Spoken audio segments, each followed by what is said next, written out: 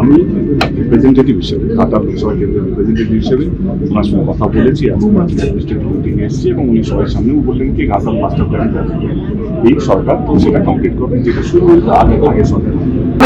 আমি কথা বলি, আমাকে তোমরা 2014 থেকেই দেখছো রাজ্য হিসেবে। আমি সারা জীবনই সৌজন্যের রাজনীতি করে এসেছি, এটা তো আজকে তো নতুন না। আজকে যদি লোকে বলে না দেব এখন পাল্টে গেছে, না দেব পাল্টায়নি। দেব সবসময় একটাই রাজনীতি করেছি, মানুষকে এক রাখা রাজনীতি করেছি, মানুষকে ভালোবাসা দেওয়া রাজনীতি করেছি এবং যেই দলেরই হোক না কেন, যেই সমর্থকই হোক না কেন, তাকে আমি সম্মান দিয়েছি। এবং আজ অব্দি আমি আমার মঞ্চ থেকে কাউকে আক্রমণ করিনি, অপমান করিনি। আমি শুধু ভালোবাসা রাজনীতি করেছি এবং সেই রাজনীতি তো আজকেও করছি। আজকে আমি নতুন তো কিছু করছি না।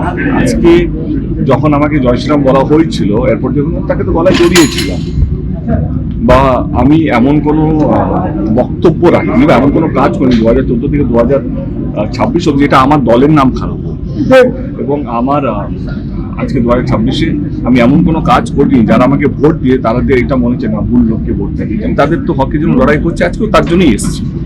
আজকে এই একটাই প্রদর্শনী নেওয়ার জন্য এবং আমার মনে হয় মুখ্যমন্ত্রী বলেওছেন হয়তো সৌদুদা যে ঘাটাল মাস্টার প্ল্যানের কাজটা এই ওনাদের যে বাজেটটা বেরোবে এইবারে সেখানেও ঘাটাল মাস্টার প্ল্যানের জন্য টাকা বরাদ্দ করা হবে এবং সেই কাজটা কথা বলি।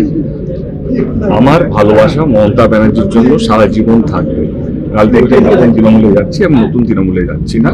যতদিন মমতা ব্যানার্জি বেঁচে, মমতা ব্যানার্জির সঙ্গে আছি এবং ভবিষ্যতে কি হবে আমি এখন কিছু বলতে চাইছি না। তুমি যদি আজকে আমাকে জিজ্ঞেস করো, আমি দিল্লিও যদি গিয়ে থাকি বা আজকেও যদি এখানে উপস্থিত হয়ে থাকি, তৃণমূল কংগ্রেসের সাংসদ হিসেবে এসেছি। ঘাটাল লোকসভা কেন্দ্রে যারা আমাকে ভোট দিয়েছে তারা একটা বিশ্বাসে ভোট দিয়েছে। এই সাংসদ, এই লোকটা স্বপ্ন দেখিয়েছিল ঘাটাল মাস্টার প্ল্যান করবে এবং সেই স্বপ্নটা নিয়ে আমি সুনীলদার কাছে এসেছি, যিনি এখন মুখ্যমন্ত্রী।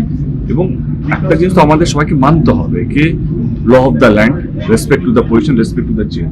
আজকে আমি এটা তো অবিশ্বাস করতে পারবো না যে শুভেন্দু অধিকারী আমি আমাদের রাজ্যের মুখ্যমন্ত্রী, আমাকে তো এটা মানতে হবে, আমাকে আমাদের সবাইকে মানতে হবে।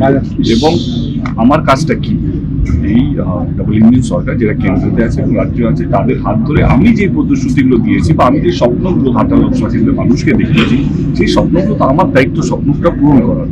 এবং আমার পুরো বিশ্বাস যে এই রাজ্য সরকার এবং সুবিধা এবং কেন্দ্র সরকার এই যে উদ্যোগটা নিয়েছে ঘাটাল মাস্টার প্ল্যানটা, এটা কোথাও যেন যেই টার্মটা আমরা সেট করি 2029-এর আগে, আমার আজকেও কথা হলো সেই টেনিয়রের মধ্যেই শেষ করা। আপনি দিদির ভাই, আপনাকে মমতা বন্দ্যোপাধ্যায় স্নেহ করেন, যে কোনো সময় দেব করেন।